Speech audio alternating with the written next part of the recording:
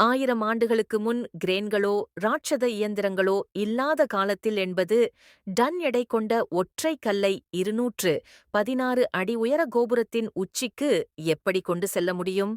இந்த அசாத்தியமான கேள்விக்கு விடை தேடியது ஒரு மாபெரும் கனவு.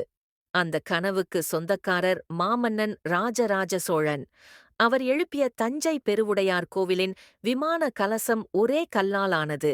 அதை உச்சிக்கு கொண்டு செல்வது எப்படி என்பதே பல்லாயிரம் வீரர்களுக்கு முன்னின்ற இமயமலைச் சவால். அங்கேதான் பிறந்தது வியக்கும் அந்த பொறியியல் அற்புதம். கோவிலிலிருந்து 6 கிலோமீட்டர் தொலைவிற்கு ஒரு பிரம்மாண்டமான சாய்வு பாதை மணலாலும் மரங்களாலும் அமைக்கப்பட்டது. ஆயிரக்கணக்கான வீரர்களும் நூற்றுக்கணக்கான யானைகளும் சேர்ந்து அந்த ஒற்றை கல்லை உருளைகள் மேல் வைத்து மெல்ல மெல்ல அந்த சாய்வு பாதையின் வழியே உச்சிக்கு இழுத்துச் சென்றனர். அது வெறும் கல் அல்ல. தமிழர்களின் தன்னம்பிக்கை, ராஜராஜனின் மன உறுதி. இன்றும் அந்த கோபுரத்தின் நிழல் தரையில் விழாத அதிசயம் அந்த மாபெரும் உழைப்பிற்கு சான்றாக நிற்கிறது.